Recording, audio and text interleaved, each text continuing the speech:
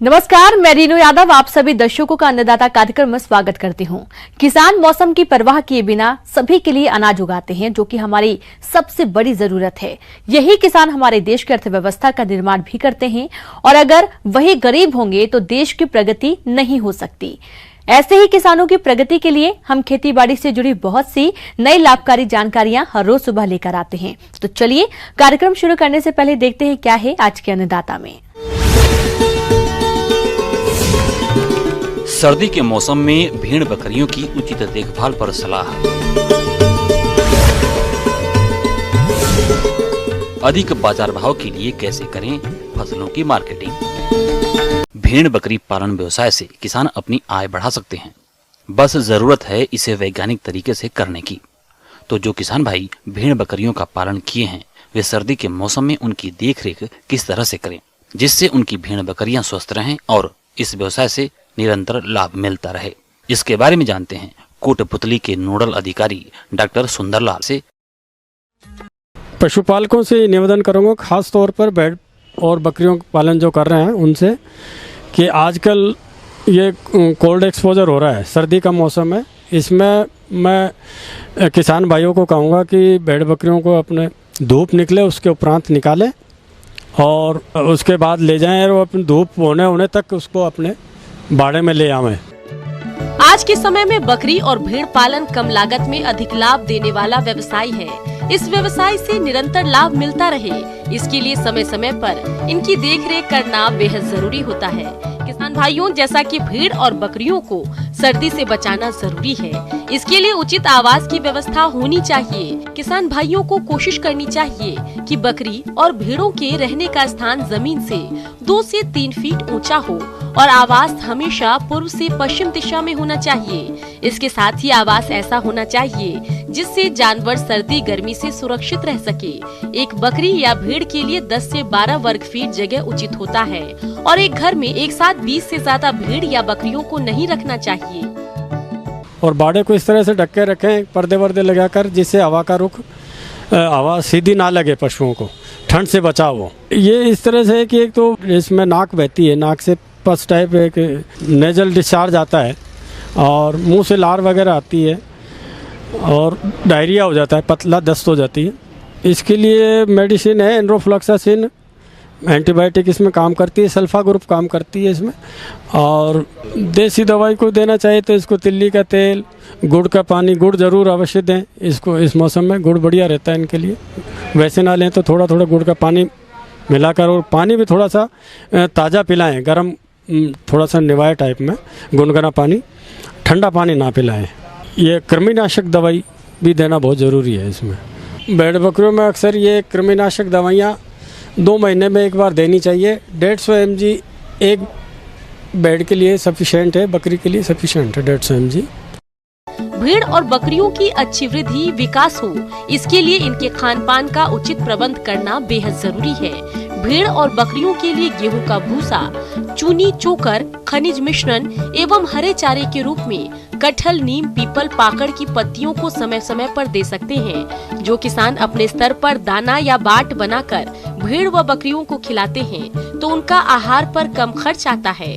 जो किसान अपने स्तर पर दाना मिश्रण बनाना चाहते हैं वो इस प्रकार से अवयवों की मात्रा को मिलाकर बना सकते हैं। 100 किलोग्राम दाना या बाट बनाने की विधि जो इस प्रकार से है: मूंगफली की खली 15 किलोग्राम, गेहूं धान की भूसी 25 किलोग्राम, जौ, ग्वार, मक्का, बाजरा, अनाज 57 किलोग्राम एवं खनिज मिश्रण 2 किलोग्राम, लवण 1 किलोग्राम को अच्छी तरह से मिलाकर तैयार करते हैं।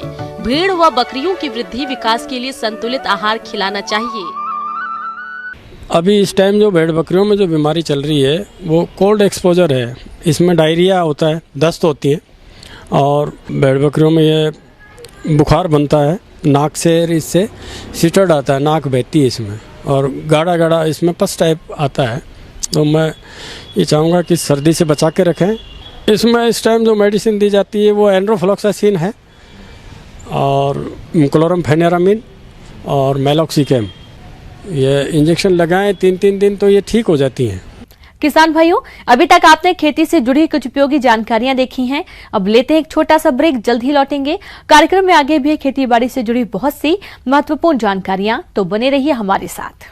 ब्रेक के बाद एक बार फिर से आप सभी दर्शकों का अन्नदाता में स्वागत है। अब रुक करते हैं अगली कड़ी की ओर।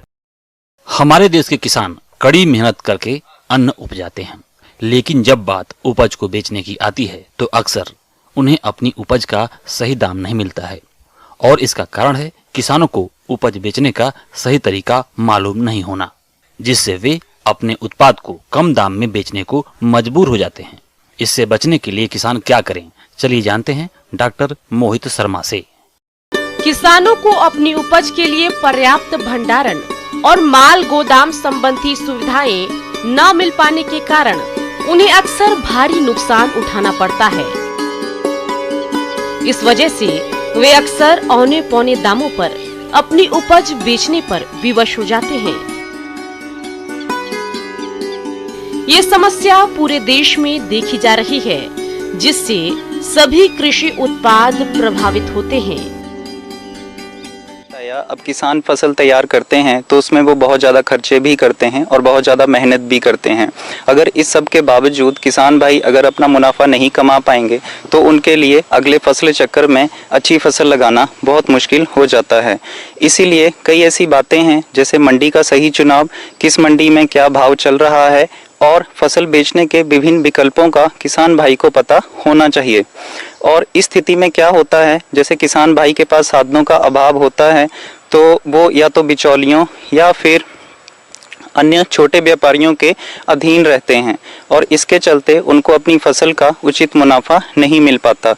इस दिशा में सरकार की तरफ से भी कई कदम उठाए गए हैं, लेकिन किसान भाइयों को उनकी योजनाओं का सही तरीके से पता ना होने के बावजूद उसका लाभ नहीं ले पाते हैं। जैसा सरकार की तरफ से कृषि मूल्य नीति में न्यूनतम समर्थन मूल्य निर्धारित किया जाता है और उसमें इस बात को सुनिश्चित किया जाता है कि किसानों को अपनी कम से कम लागत तो प्राप्त हो ही जाए, क्योंकि आए दिन मंडी में भाव गिरते रहते हैं और कभी कभी भाव इतना नीचे चला जाता है कि किसान भाई अपनी फसल का लागत भी नहीं प्राप्त कर पाते। इसमें इस बात को सुनिश्चित किया जाता है कि किसान भाइयों को बुआई से ठीक पहले इन मूल्यों का पता चले। इसके अलावा जो हम बात कर रहे थे कि मंडी में बहुत ज़्यादा किसान भाई अपना उत्पाद अच्छे से नहीं बेच पाते, तो इसके लिए किसान भाई आपस में छोटा ग्रुप बना सकते हैं। ग्रुप में बना के उनको क्या मदद मिलेगी कि वो अपना ट्रांसपोर्टेशन कॉस्ट भी बचा सकते हैं। जैसे अगर वो अपना उत्पाद इकट्ठा लेके मंडी में लेके जाते हैं तो वहाँ पे वो अपने उत्पाद का सही मूल्य प्राप्त कर सकते हैं, वो एक पकड़ बना सकते हैं मार्केट में। आमतौर पर कोई भी व्यक्ति जब खरीदारी करने जाता है तो वो देख परख कर ही किसी उत्पाद को खरीदता है। उसी तरह से यदि किसान मंडी में अपनी उपज लेकर जाते हैं तो उसकी उपज को भी देख परख कर ही पता लगाया जाता है कि सही दाम कितना होगा। इसके लिए सरकार के अपने मानक तय हैं। किसान अपने स्तर पर अपनी उपज की गुणवत्ता में सुधार ला सकते हैं, जिनमें फसल कटाई के बाद उत्पाद की ग्रेडिंग, श्रेणीकरण और पैकिंग पर विशेष ध्यान देने की जरूरत है। इसके अलावा किसान भाई कुछ सरकार की साइट्स हैं, जैसे commission of agriculture cost and prices है, CACP है, वहाँ पे इन मूल्यों का पता चल सकता है। नज़दीक के कृषि केंद्र या पैक सोसाइटी में जाके किसान भाई वहाँ के अधिकारियों से इस चीज़ का पता कर सकते हैं। और इसके अलावा जैसे आपका एगमार्क नेट है, वहाँ पे भी विभिन्न तरह की मंडियों के प्राइसेस का पता चलता है, तो किसान भाई इन चीज़ों का फायदा उठा सकते हैं। आज का युग आधुनिक युग है। आज देश के अधिकांश भाग में इंटरनेट मौजूद है। कई प्रदेशों में मंडियां भी डिजिटल हो गई हैं, जहां पर ऑनलाइन आप अपने उत्पाद को व्यापारी को बेच सकते हैं। इसके अलावा कई ऐप भी उपलब्ध हैं, जिसके माध्यम से आप मंडियों में जिंसों के भाव घर बैठे मालूम कर सकते हैं। इसी प्रकार इंटरनेट का प्रयोग कर आप अपने उत्पाद का भाव जान सकते हैं। और इसमें क्वालिटी या आपका गुणवत्ता की जानकारी होना भी किसान भाइयों के लिए बहुत ज़रूरी है। जैसा धान में सरकार ने सुनिश्चित किया था कि 17% मॉइस्चर कंटेंट होना चाहिए, तो अगर ग्रेडिंग किसान भाई अच्छे से करें, गुणवत्ता की जानकारी रखें, तो भी उनको अपने उत्पाद का अच्छा भाव मंडी में मिल सकता है, मार्केट में मिल सकता है। साथ ही अगर किसान मंडी में उपज को लेकर जाते हैं तो उसे सबसे पहले मंडी का आवक पत्र बनाना चाहिए, जिसमें जानकारी के तौर पर जीन्स की मात्रा, किसान का नाम, वाहन की जानकारी, जीन्स का नाम, मोबाइल नंबर इत्यादि सूचनाएं लिखी जाती है।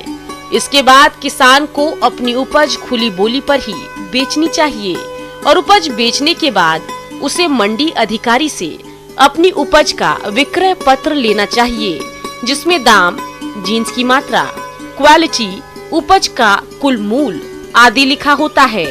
तभी किसानों को अपनी उपज का सही दाम मिलेगा।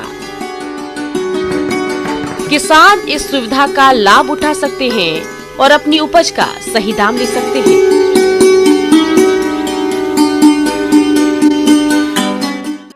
ब्रेक के बाद एक बार फिर से आप सभी दर्शकों का अन्नदाता कार्यक्रम में स्वागत है। बढ़ते हैं अगली प्रस्तुति की ओर। मौसम के अनुसार प्रबंधनों पर टिकी आपकी खेती बाड़ी, और इसलिए मौसम पूर्वानुमान और उस पर आधारित साप्ताहिक कृषि सलाह इस प्रकार है। ग्रामीण कृषि मौसम सेवा भारत मौसम विज्ञान विभाग सेवर द्वारा भेजे गए मौसम पूर्वानुमान रिपोर्ट के आधार पर इन क्षेत्रों में आगामी 2 दिनों के दौरान आसमान साफ रहने की संभावना है। अधिकतम तापमान 23 से 24 डिग्री सेल्सियस और न्यूनतम तापमान 8 से 9 डिग्री सेल्सियस रहने की संभावना है। अगले 2 दिनों के दौरान 3 से 7 किलोमीटर प्रति घंटे की गति से हवाएं चलने की संभावना है। ऐसे में इन क्षेत्रों के किसानों को सलाह है कि कोरोना के गंभीर फैलाव को देखते हुए किसान भाई कृषि कार्य को करते समय कोरोना वायरस के लिए जारी सरकार की सलाह का सख्ती से पालन करें और स्वयं की उचित देखभाल, व्यक्तिगत स्वच्छता, मास्क का उपयोग, साबुन से उचित अंतराल पर हाथ धोने तथा एक दूसरे से सामाजिक दूरी बनाए रखने पर विशेष ध्यान दें। सरसों की फसल में सफेद रतुआ रोग में पौधों की पत्तियों की निचली सतह पर 1-2 मिलीमीटर व्यास के स्वच्छ और सफेद रंग के छोटे छोटे फफोले बनते हैं। किसान भाइयों को ऐसे सफेद फफोले दिखाई दे तो किसान भाई मैंकोजेब की 2 किलोग्राम मात्रा का प्रति हेक्टेयर की दर से छिड़काव करें। गेहूं की फसल में चौड़ी पत्ती वाले खरपतवारों की रोकथाम के लिए मेट सल्फ्यूरान मिथाइल 20 ग्राम प्रति हेक्टेयर की दर से 500 लीटर पानी में घोल बनाकर छिड़काव करें, अथवा घास को एवं चौड़ी पत्ती के खरपतवारों की रोकथाम के लिए सल्फोसल्फ्यूरान 33 ग्राम प्रति हेक्टेयर की दर से 250 से 300 लीटर पानी में घोलकर छिड़काव करें। चने की फसल में फली छेदक कीट के नियंत्रण हेतु इमामेक्टिन बेंजोएट की 200 ग्राम मात्रा प्रति हेक्टेयर की दर से 500 से 600 लीटर पानी में घोलकर छिड़काव करें। आलू की फसल में अगेती झुलसा रोग के लिए 2 ग्राम मैंकोजेब प्रति लीटर पानी की दर से घोलकर छिड़काव करें। जानवरों को रात के दौरान खुले में न रखें। रात में खिड़कियों और दरवाजों पर जूट के बोरे के पर्दे लगाएं और दिन के दौरान धूप में पर्दे हटा दें। अन्नदाता हेल्पलाइन निःशुल्क फोन संपर्क सेवा के माध्यम से आपके द्वारा पूछे गए प्रश्नों में से 1 या 2 महत्वपूर्ण प्रश्नों को हम अपने कार्यक्रम में शामिल करते हैं, और इसी के तहत आज का चयनित प्रश्न और उसका जवाब इस प्रकार है। आज की अन्नदाता हेल्पलाइन में हमने जिस प्रश्न को शामिल किया है उसे पूछा है पीली बंगा जिला हनुमानगढ़ के सुखवीर सिंह ने। आपकी गेहूं की फसल में जिंक तत्व की कमी के लक्षण दिखाई दे रहे हैं और आप इसके निदान पर जानकारी चाहते हैं। तो सुखवीर जी, इसके लिए देखिए कार्यक्रम का यह अंश। किसान भाइयों, जैसा कि आप जानते हैं कि हमारी मृदा लगातार अधिक उत्पादन करने की वजह से पोषक तत्वों के लिए दिनों दिन कमी होती जा रही है। बहुत से पोषक तत्व हैं जिसको हम ऊपर से देते हैं, तो इसमें एक सबसे बहुत इम्पॉर्टेंट जो पोषक तत्व है जिसका मैं यहाँ चर्चा करना चाहूँगा, जिंक है। आप जाने जिंक का प्रयोग सभी फसलों के लिए आज के परिवेश में आवश्यक हो गया है। जिंक का बहुतायत अधिकतर जमीन में जिंक की कमी है। मृदा जांच की प्रक्रिया की जाती है। उसमें अगर आप कहीं मृदा जांच करा रहे हैं तो जो मुख्य पोषक तत्व हैं नाइट्रोजन, फास्फोरस, पोटेशियम के अलावा आप जिंक का भी कराएं, बोरोन का भी कराएं, आयरन का, मॉलिब्डेनम और जो सल्फर, कैल्शियम, ये सब का भी जांच जरूर कराएं। तो इसमें आपको आपके जमीन में जिंक की स्थिति का पता चलेगा कि जिंक कमी है कि नहीं है। ऐसे में अगर आप जिंक तत्व का प्रयोग बुआई के समय ही करेंगे तो उसका फसल में अच्छी तरह से उपयोग होता है। लेकिन अगर आपने बुआई कर दी है और जिंक का प्रयोग बुआई के समय नहीं किया है तो खड़ी फसल में भी इसका प्रयोग कर सकते हैं। गेहूं के पौधे में जिंक के लक्षण प्रायः सामान्य तौर पर ऐसे दिखाई नहीं देते हैं, मगर ज़्यादा जिंक की कमी पर गेहूं में किसी भी नाइट्रोजनस खाद का रिस्पांस नहीं आता है और पत्ते पीले पीले हल्के से पड़ते हैं, बाद में वही थोड़े सूख कर और ब्रॉन्ज कलर के होते हैं। तो उसमें भी जो दूसरे पोषक जिंक की कमी पाने पर जो स्पेशली नाइट्रोजन की उपलब्धता घट जाती है, तो उसका भी उत्पादन पर प्रभाव पड़ता है। इसी तरह से अगर मक्का की खेत है तो मक्का की खेत में भी धान की तरह से ब्रॉन्ज जो कांसे के तरह से नीचे से जो दूसरी तीसरी पत्ती होती है और जो पुरानी पत्ती उसमें आपको दिखाई देगा और ख़ास तौर से इसके जड़ों में बैगनी कलर या तांबे का कलर जड़ों में दिखाई देगा, तो उसमें भी इसका विपरीत प्रभाव पड़ता है। इस तरह से दलहन की फसल आप देखेंगे तो दलहन की जो मेन मिड ड्रिप होता है वो भी आपका तांबे के कलर का होने लगता है और पत्ते धीरे धीरे सिकुड़ते हैं और जो इरेक्ट ग्रोथ बढ़ जाता है, ब्रांचिंग घट जाती है। तो ये सब प्रायः लक्षण है और फसल में अलग अलग लक्षण हैं। किसान भाइयों, खड़ी फसल में जिंक सल्फेट का यूरिया में घोल बनाकर भी प्रयोग कर सकते हैं। इसके लिए 20 किलोग्राम यूरिया लें और 5 किलोग्राम जिंक सल्फेट लें और दोनों का 500 लीटर पानी में घोल बनाकर प्रति हेक्टेयर की दर से छिड़काव करें। तो किसान भाइयों को इसका प्रबंधन बहुत आवश्यक है। प्रथम तो प्रबंधन ये है कि जिस जिंक की कमी वाले खेत में प्रति वर्ष जिंक सल्फेट तत्व मिलता है, जो खाद मिलता है बाजार में, जिंक सल्फेट 21% जिंक कंटेंट जिसमें होता है, उसका 25 किलोग्राम प्रति हेक्टेयर बुआई के पहले इसका उपयोग करना चाहिए। जिंक डालने में सावधानी किसानों को चाहिए कि कभी भी फास्फेटिक खाद के साथ मिला के न डालें, कि इसको यूरिया के साथ भी न मिलाएं, बल्कि इसको जैसे 25 किलो प्रति हेक्टेयर जिंक डालना है तो 1 कुंटल 2 कुंटल कंपोस्ट लें और उसमें मिक्स कर दें इसको जिंक को और उसको जुताई के पहले ही खेत में ब्रॉडकास्ट कर दें और उसके बाद खेत की तैयारी में जिंक पूरी तरह से आपके मिट्टी में मिल जाएगा। आइए अब एक नजर डालते हैं राज्य की कुछ चुने हुए मंडियों के प्रमुख फसलों के बाजार भाव पर।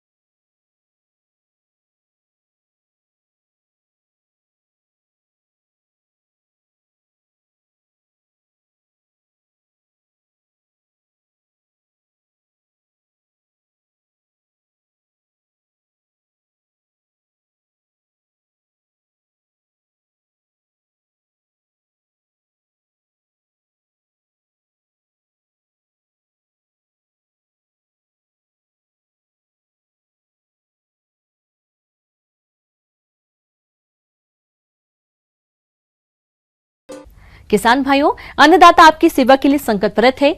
कृषि संबंधित समस्या एवं सुझावों के लिए आप हमें इस पते पर संपर्क कर सकते हैं।